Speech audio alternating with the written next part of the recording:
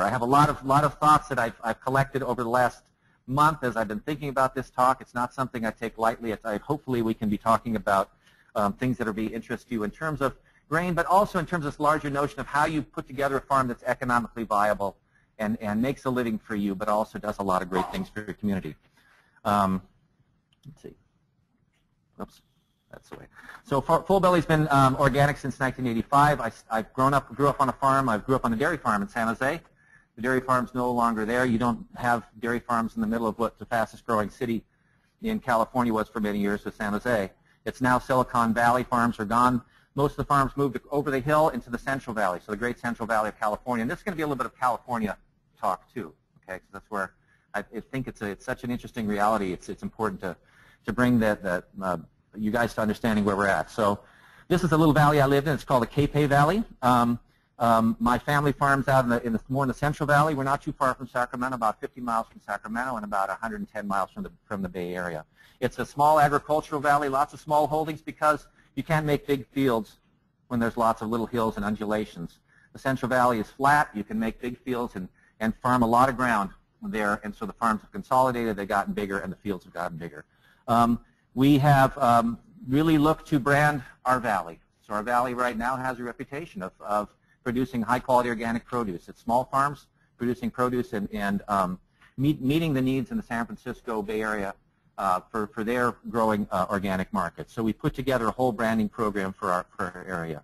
This is what the picture was. I came out here on, this was taken on Friday, so we're picking spinach. We've got garlic to the side. There's broccoli on the other side. So again, I hope these aren't too lurid, where you're going to begin feeling like you need to be in California right now. But in fact, the season has been so warm.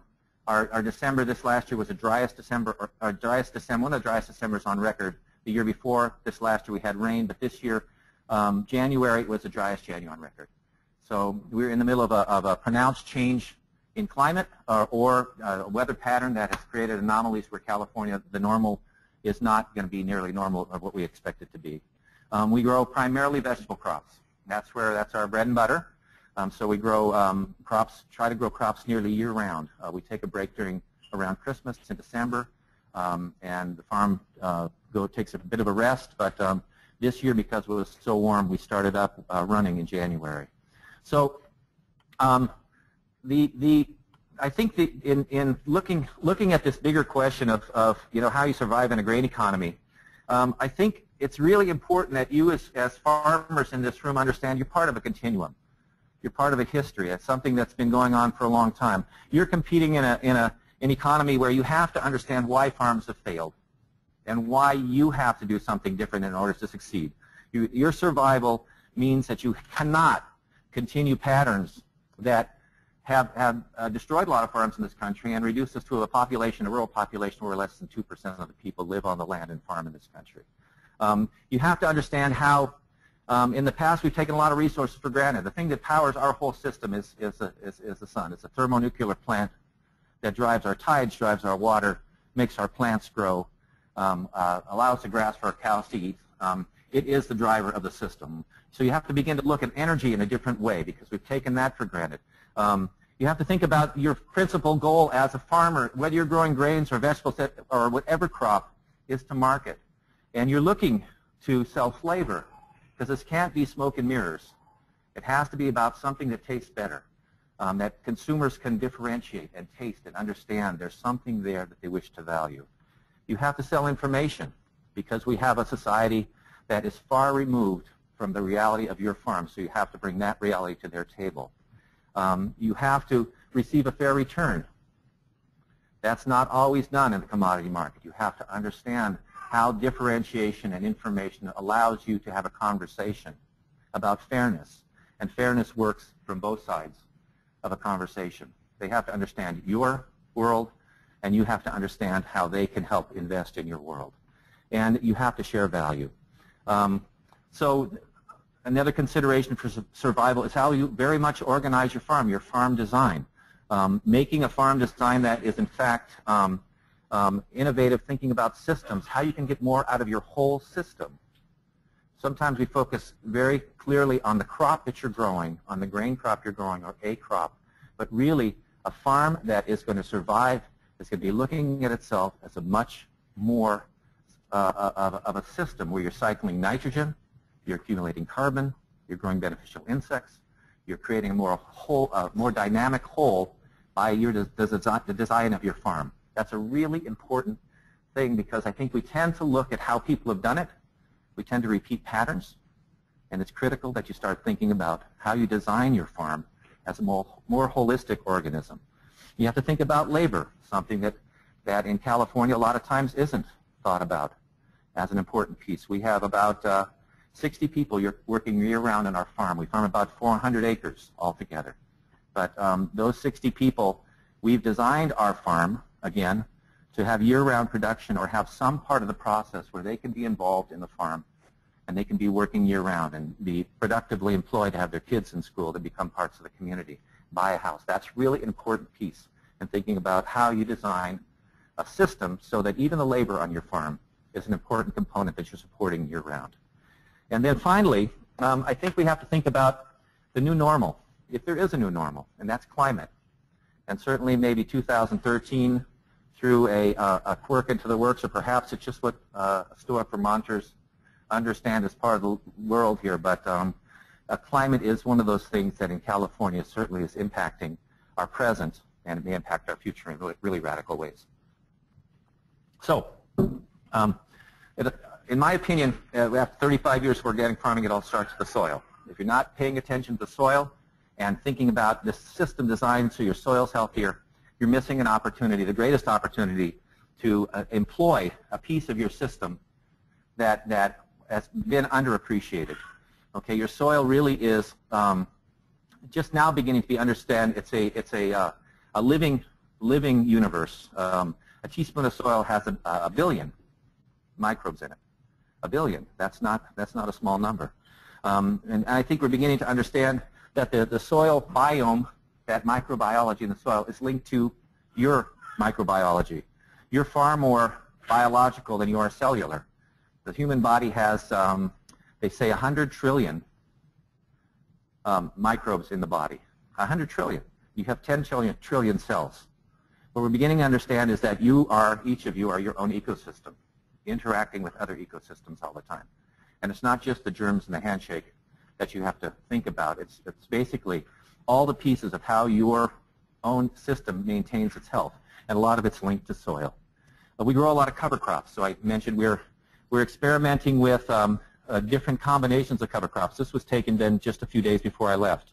This is a cowpea, vetch, bean, and there's some oats in there that we then are looking for ways that we can best manage this cover crop to optimize our nitrogen harvest, optimize our carbon harvest and the carbon that goes into our soil, and optimize the whole benefit that this system can provide in terms of ecosystem services to the farm. Some of it will mow down. Okay, so this is a field where we're mowing down the cover crop. In there, this was tomatoes last year. We overseeded those tomatoes after they were done with direct seeded with a Great Plains drill. We drilled in our cover crop. The drip lines in there, because we're in irrigated agriculture, are still in the bed. So we're going to try not to disturb that ground and provide the water that our melon crop that will be in there will need. So we have a whole new set of tools we have to evolve. It's like when you begin to change your design, you have to think, well, what do I need in terms of tools to support that design? A lot of you look glazed. Am I talking too much California here? Is this okay? So this is you know, in fact, what we're trying to do, and I hope this is pertinent to what you're thinking about, because we are working in the same patterns of thought that you're working in. Is less tillage is better. So when you work your ground, you disrupt the microbial kind of system that's there. So we're trying to figure out how we work it less. We're trying to figure out how we get more out of every ounce of sunlight that falls on our ground. So we try to have things that are green and living and gathering carbon and gathering nitrogen on that ground. We're trying to make that useful to the plant that's coming again. We're thinking that this is a way we're going to begin to think about weed suppression and growing without tillage. So we're on a pathway. We're evolving. And because I'm here living and breathing, we're still evolving. Because I hope tomorrow I'll be living and breathing, and we'll be looking at the next good idea.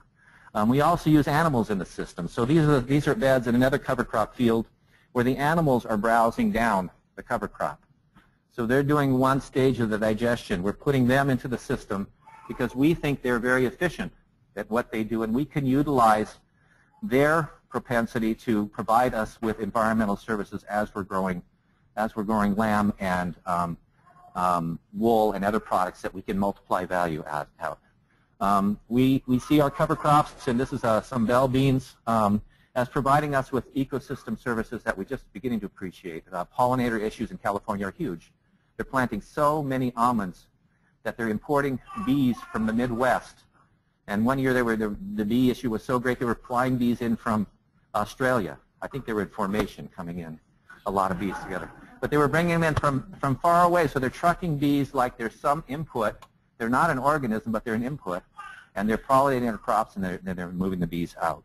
But we can grow those things. That's a part of our design, is to grow more beneficial insects. So I have some Yogi Berra quotes here. And Yogi is my Yogi is a great yogi. And so if you don't know where you're going, you're bound to end up somewhere else. I think it's probably very, very true. So if you don't know what the history is, and you don't know why you have to be thinking differently about growing grains or growing any crop you're growing, you're going to end up somewhere else. And in sometimes that means that you have to understand why failure existed, why there was in the commodity market it's very hard to grow grains, so you have to begin to differentiate your grains, how wide swings in prices and overproduction has doomed a lot of farmers, how we have in the society real technological, cultural, and capital biases about where research is created in farming systems, and that's with the exception of UVM and the University of Maine, I think, because I think they're trying to do the right thing. We have cheap fossil energy that we've designed a system based on reducing labor, getting people out of the farm and off the farm, and that has been a cheap energy that may have be a factor in our future that we have to think about. We have definitely had cheap food policies that I was talking to Jake this morning about dairy prices and why your milk here is competing with milk from California, and the differential is basically the price of trucking, and how that dooms your system here, the dairies here, to these price swings that are based on how cows are invested in California. It's kind of crazy. And kind of one of the ways I see it is growing up on a farm and being part of a farm for years is that farmers got on this path, and the path was supported by universities, was supported by research, and the path was kind of this ladder of logic, and it was all aimed at production, because the paradigm farmers are faced with, the contradiction they're faced with is that when prices are low, what do? Well, you generally try and grow more, because the only way you're going to find your way into a positive cash flow is to have a bigger yield. And so that bigger yield starts you on this ladder, right? Because that's the only thing you're looking at. Is the goal is the best yield you can get. And it's an important goal, but it became the only goal. And so when you had a problem that was created by the last technology, and I came from a farm where we used a lot of paraquat, we used a lot of herbicides and things that I had real questions about. You had a problem with one of those where they were taken away, you reached for the next rung on the ladder. You just kept climbing, but you had direction. You had a place that you reach for the next rung, and you just kept climbing. And I think farms right now are in a pretty precarious situation because you're way up there, and you have to keep reaching for something else, and you make choices based on where that direction takes you. And I think it's time that you have to get down from the ladder a bit and start to think about rethinking the paradigm, because it's really important, because that direction of higher yields only is only going to take you to some choices that may not be the best choice for your farm as an organism or for you as a farmer. So that's my opinion. I'm sticking to it. This is wheat field in California. They're growing less and less wheat in California, but you can see it's incredibly uniform. We have summers where the last frost is generally in our region maybe in April sometime, and we don't get a frost. This year we didn't get a frost until the middle of December, and that's an unusual shift in climate. You can see the edges are herbicided down. There's no habitat. This is kind of the embodiment of good practices in California. This is pretty high yielding. This will yield of maybe 6,000 to 8,000 pounds of wheat per acre. But it's irrigated, and its value really depends upon the market value of wheat. So you're seeing less and less of it. You're seeing farms that are having to make choices now about water and about what crops they can grow that have the highest value. Yogi Berra said the future ain't what it used to be. I think that's probably what a very apt statement for California. California right now has 5% of its normal snowpack. It's the Central Valley, San Joaquin Valley. The reason those farms have existed is because there were incredibly abundant water resources they could harvest and they could make available to themselves, and that created an irrigated agriculture that's vast and powerful.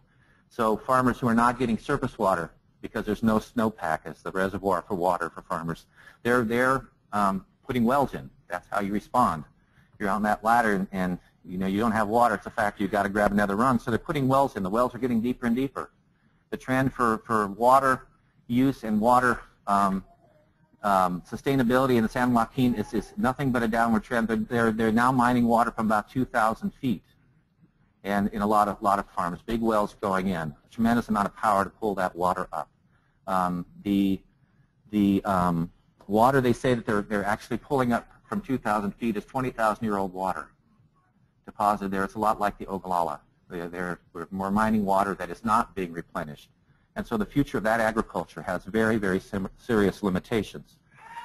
California has 3 years now of extreme drought. And so the produce that you're competing with that's coming into your market is facing real challenges to see that level of productivity sustained. There were 750,000 acres idled and 2.2 billion in economic impact in California this last year. So, and some farms this year will have no water at all to produce crops. So the drought affects people differently depending upon where they are. The north is not as impacted. The south is much more impacted. So I'm really interested in just giving you this background because the response to farmers, good farming practices, is now this.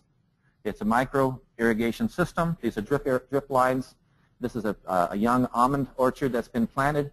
They're dripping the trees, providing only water around the drip lines.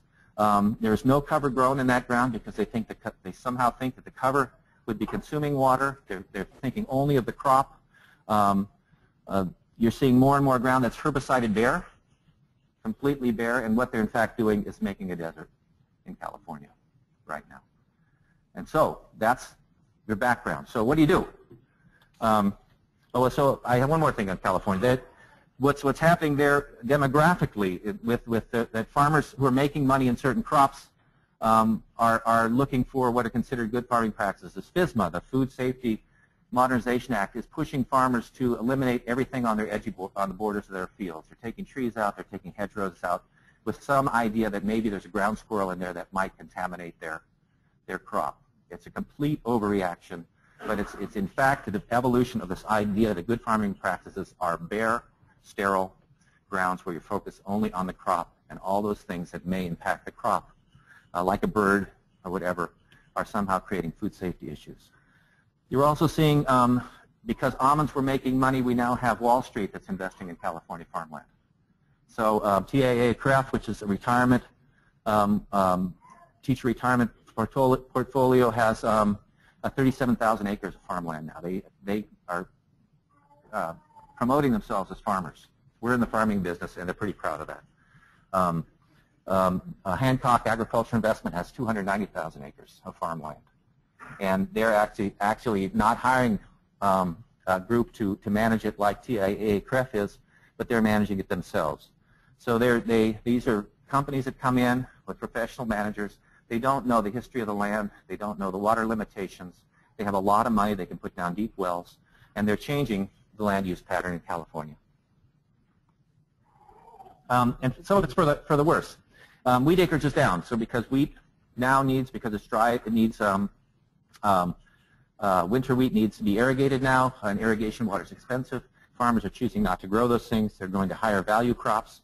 But we have a California that's been based on abundance. There was cheap land, when folks moved there post-gold rush, the land was cheap, it was abundant, there was all this water, it was easy to farm, and basically we've created a system where we've mined a lot of that incredible abundance. It's still amazingly productive.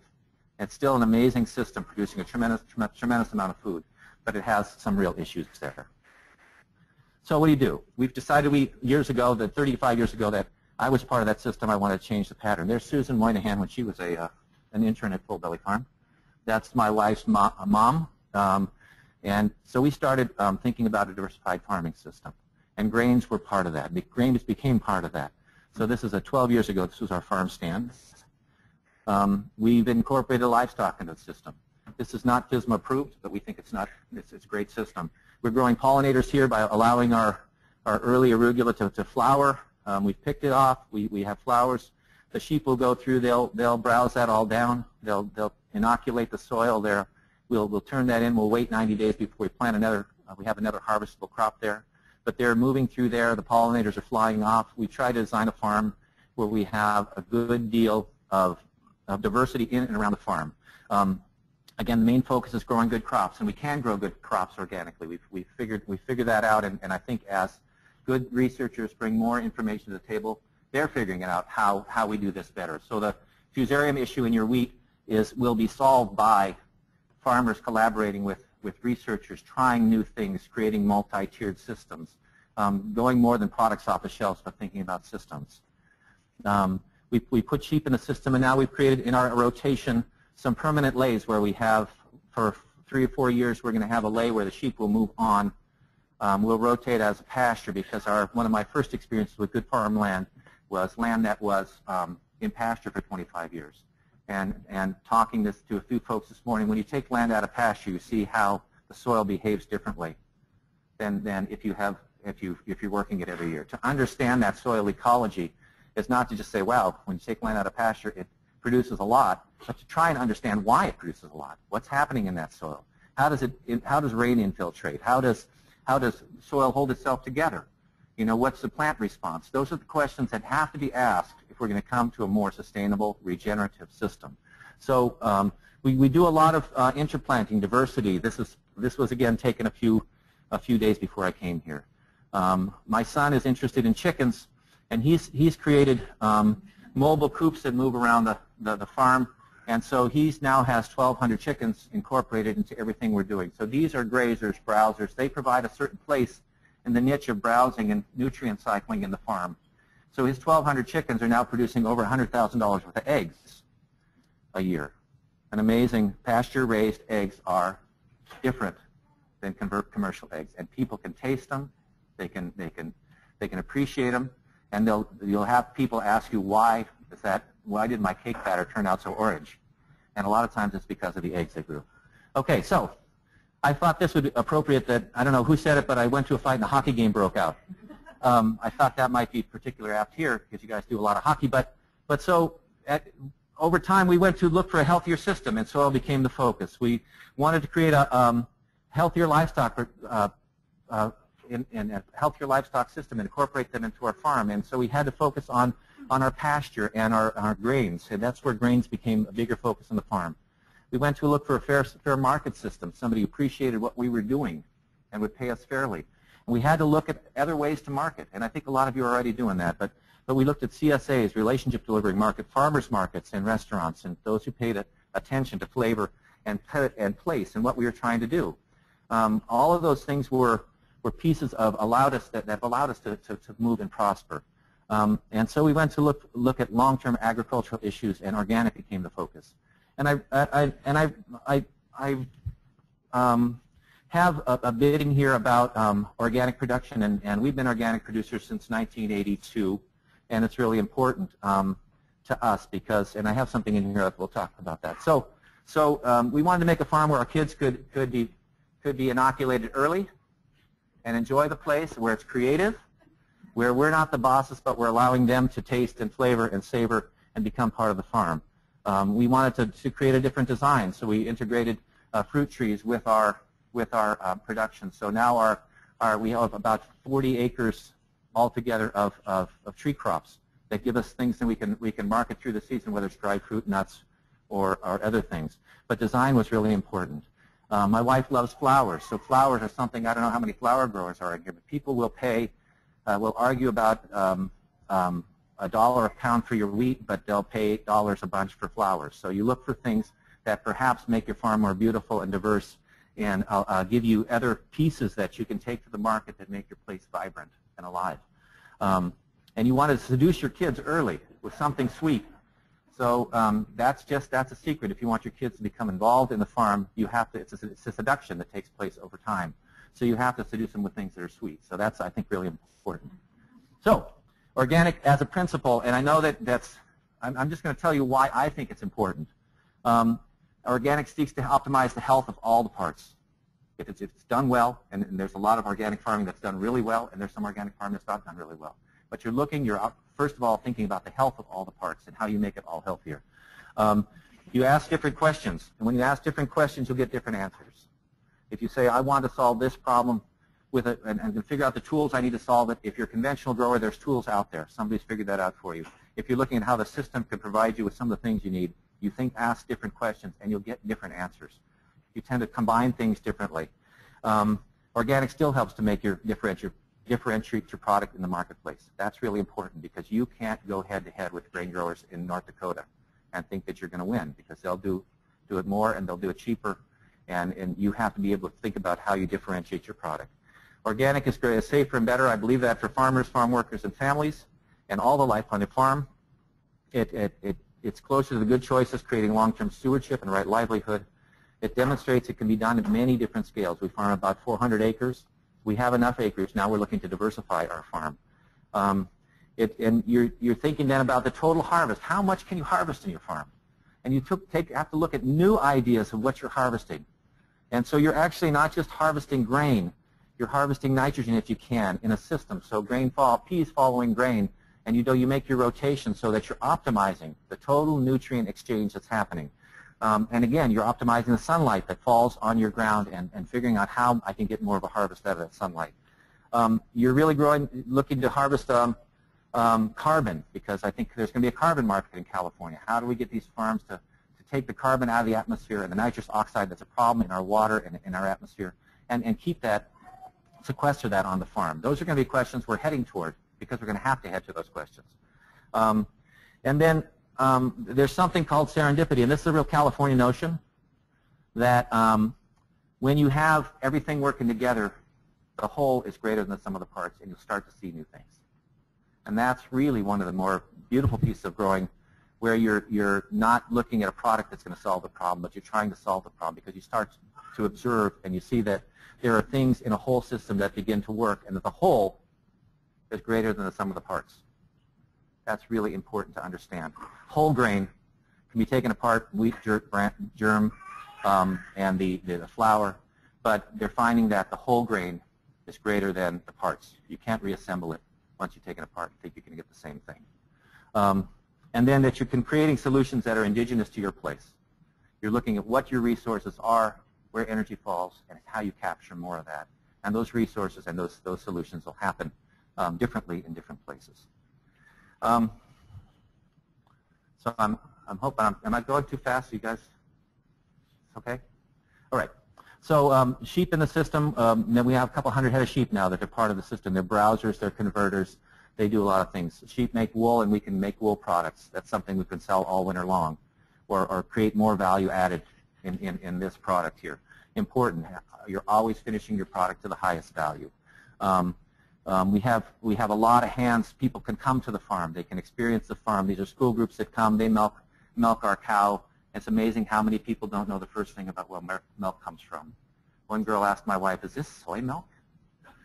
as she was milking the cow. They don't know. And we have to teach them. If we don't teach them, no one will. You can't expect our schools to teach them. But we have to be actively involved in their education. So, finally the grain. I have about 10 minutes left, and we'll talk about grain a little bit. I swore I'd never grow grain after my first experience of growing grain. I grew 12 acres of wheat. My first crop I grew, I wanted to start trying organic. I had an understory of clover, and I made about $1,200 from about 12 acres of grain.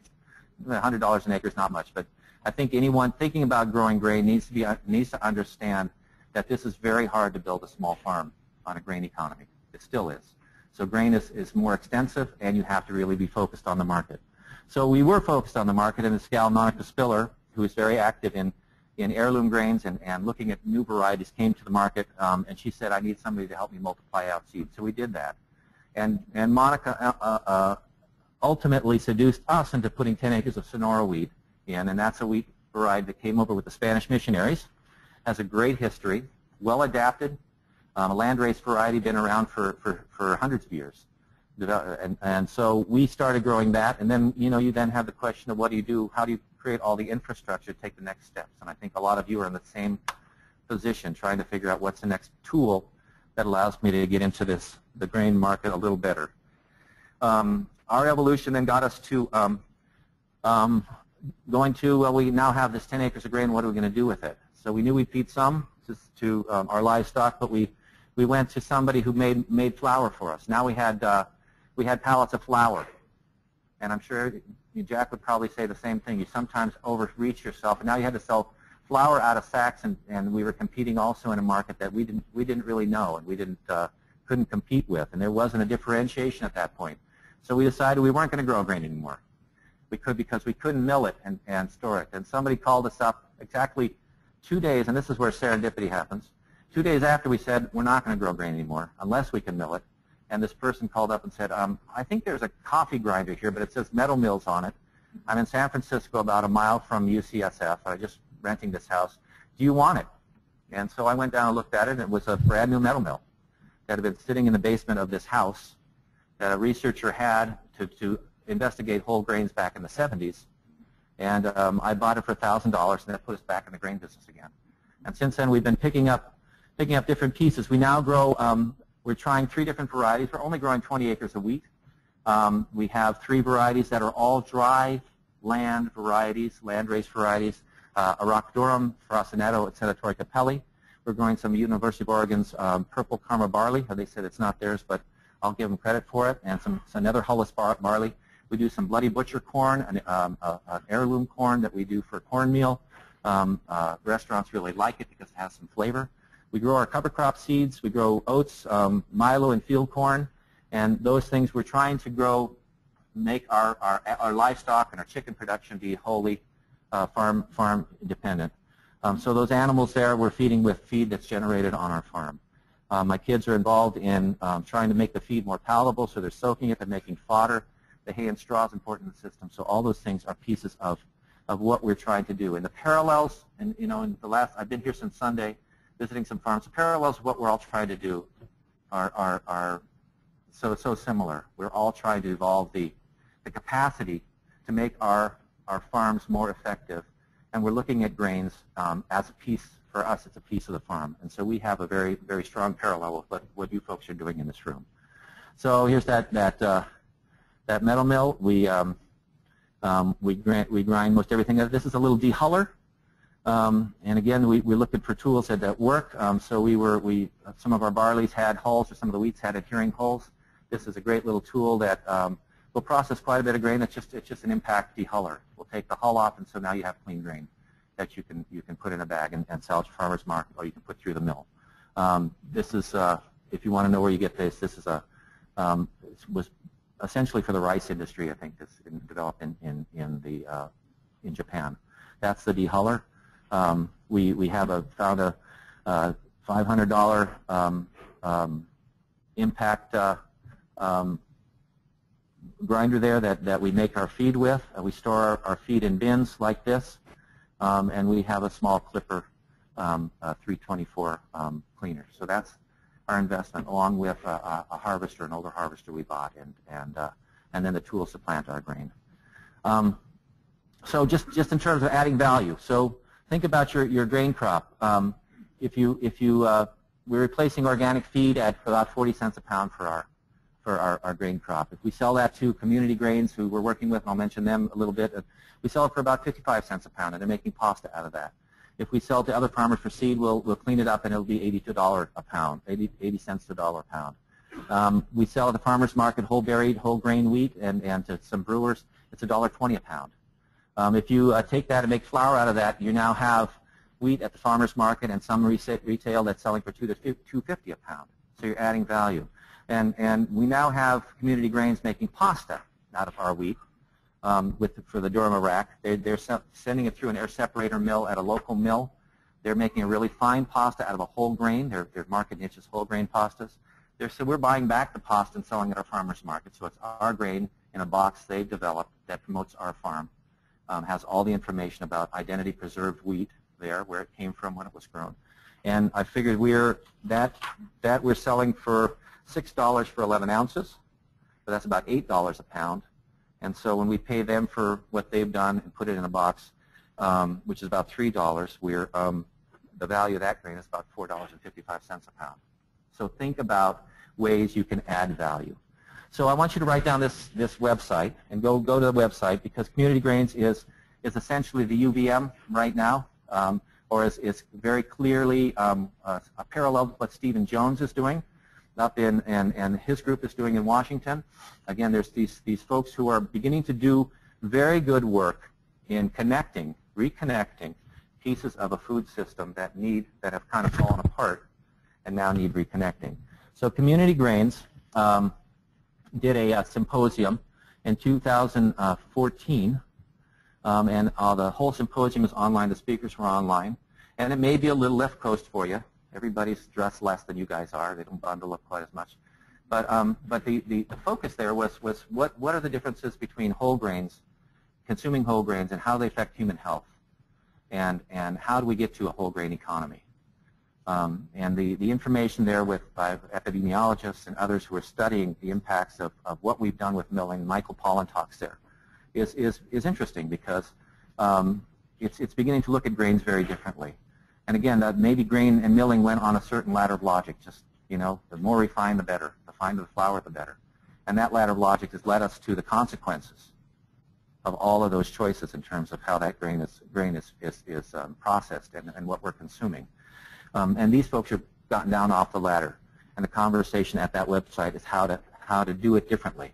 So they're using an air classifier mill, and they're taking our wheat, and so a little aside about our Iraqi durum, when we took it to the miller, who uses this mill, they tested the protein and they said, you might as well feed this. It's not a high enough protein. It was about 11, I think, and they said this is not good enough to make pasta with. And the guy, Bob Klein, at Oliveto, the restaurant where he's beginning to create this kind of conversation, said mill it anyway. They milled it, and it's consistently come out on the top of all the taste tests of all these foodies and people in the Bay Area who understand food and write about food. It's come out on top, and he couldn't be more pleased about the quality of the pasta. So the milling is important in terms of the character of the pasta and what you get out of it. But it's also, I think, we have to suspend some of our total belief that protein and gluten are the only measurements, and we have to start thinking about, well, what really comes out at the end, and do we need to try more things? Because it's important that we keep trying. Whole Foods on the West Coast is now moving to whole grain flours. So there's a new market estimated at, I think Bob Klein said 50 million pounds of direct interest in taking whole grains and milling whole grains and putting that into places like Chipotle and Whole Foods. And so there's making a shift to whole grain flours.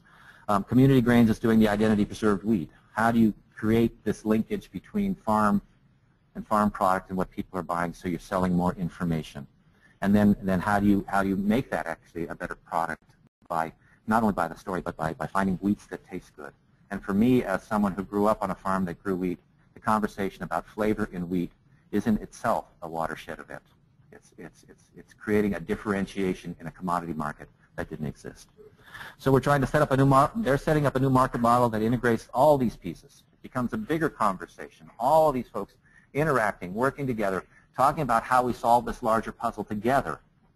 As a grower, I can't do the research, and I can't do some of the marketing. These folks can do it for me, and they have resources that I don't have. So the collaborations that need to happen to make this Vermont grain economy happen means that it has to move out of this room and attract a lot of people who are interested in better health, healthier systems, and better food, ultimately. And that means there's a lot of people that need to be involved in the conversation, investing in the future of the research and the things that you guys need to know. So they're adding other values in there too, and this is where farmers are sitting at the table saying, maybe whole grain is not enough, because General Mills can do whole grains, no problem. But now you can add other things, so organic is another thing you add there. But you can make farms, again, that are different in their design, and that can be what they're marketing. That you have, everybody's interested in bees in California now. And so you make more pollinator around your fields or in your fields. You create more levels of diversity there. Again, that has a benefit that the market will recognize.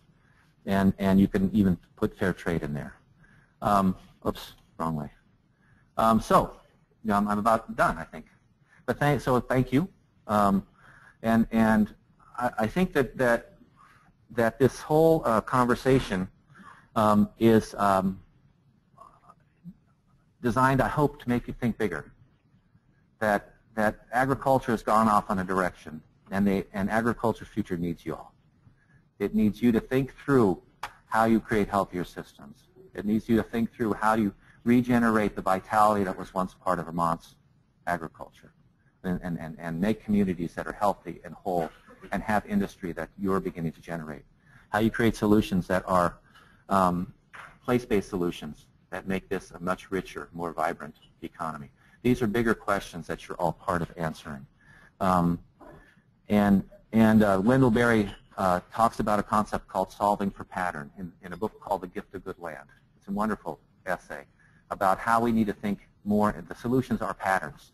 They're not individual solutions. They're pattern solutions. And we have to begin thinking in terms of larger patterns. And at the heart of those patterns are things that are important, I think, to create healthy places. And he talks about good character, deep cultural values, and moral law. And those are bigger questions yet to be pondered. But they're all part, I think, of the heart of what this movement's about, and in its deepest places. So thank you. This is our partnership. I wouldn't be here if they hadn't said, yeah, go to Vermont. Andrew used to farm in Barr. Drew grew up in Springfield. So we have a lot of transplanted Vermonters there who couldn't look at these green photos without being seduced. But we understand your good work is here, and I thank you for allowing me to come talk to you.